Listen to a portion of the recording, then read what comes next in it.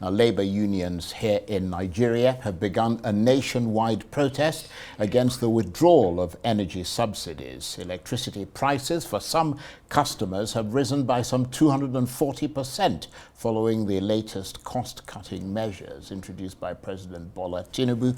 The Nigeria Labour Congress says the hike is unaffordable. Its members have begun picketing and are demanding the reversal of the hike in tariffs. The labour action has affected the Abuja headquarters of the Nigerian Electricity Regulatory Commission, the Ministry of Power, and the state offices of power distribution companies. But justifying the increase, the government has warned that there would be a nationwide blackout in the next 3 months if the hike in tariffs is not implemented.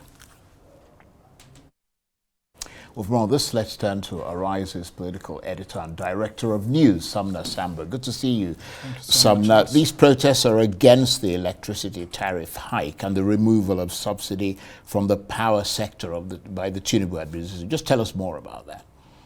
Yeah, the major protest by the labor unions, the organized labor, that's the Nigerian Labour Congress and Trade Union Congress, is first of all on the classification. So we have Band A customers and then Band B, C, D, and E. Now, Band A customers actually comprise 15%, but that 15% consumes 40% of the country's electricity supply, which stands at about 4,000 megawatts. And the government says it's working towards 6,000 megawatts in the next 6 months. Hopefully, I mean, we've heard all of this several times. But at the moment, Nigeria is in an energy crisis. And then under the Tinubu administration, the thinking is that the government hasn't had a roadmap to actually fix the energy situation in the country as we walk towards clocking 1 year for the Tinubu presidency on May 29. Because the labor unions have been saying that this classification of a certain band, Band A as they are called, and then being given about 20 hours of power supply every day, which some people have actually questioned, is a sort of discriminatory practice. But the government has hit back through the Minister of Power, Adebayo Adelabu, saying that, look, this 15%, those who actually can pay for the power once we can have at least steady 20 hours per day.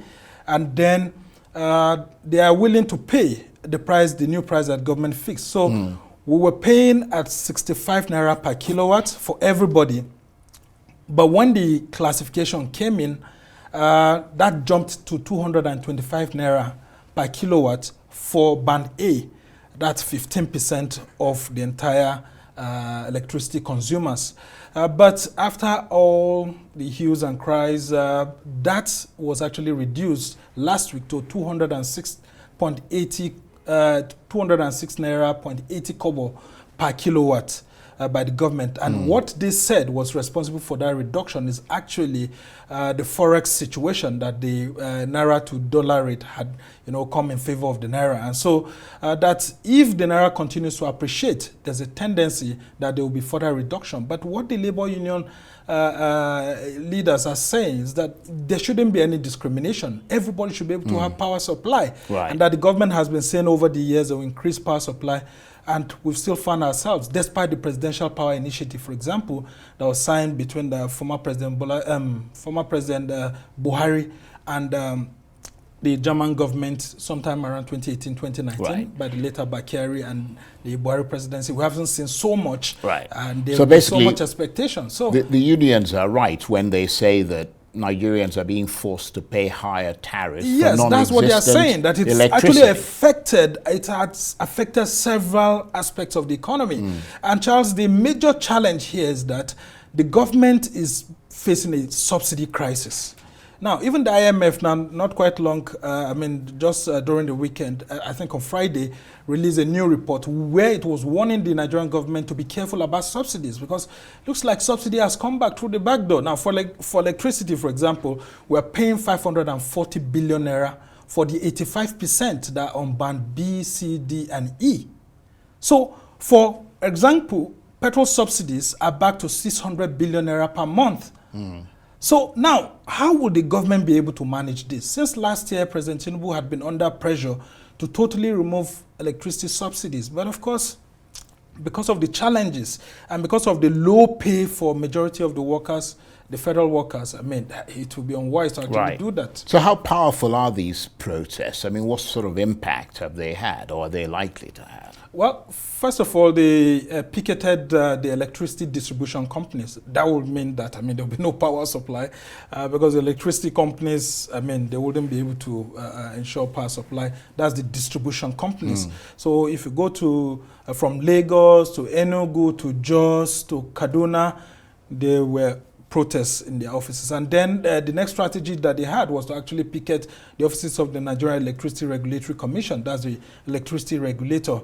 But in all of this, the government is seeking for understanding that these subsidies just can't continue to exist. The government said if they don't charge them, there'll be a blackout that there'll be a blackout. But I mean, a lot of people actually doubt if that's the situation because I mean, maybe just for 15%. I mean, for the 15% of the electricity consumers, I really doubt that.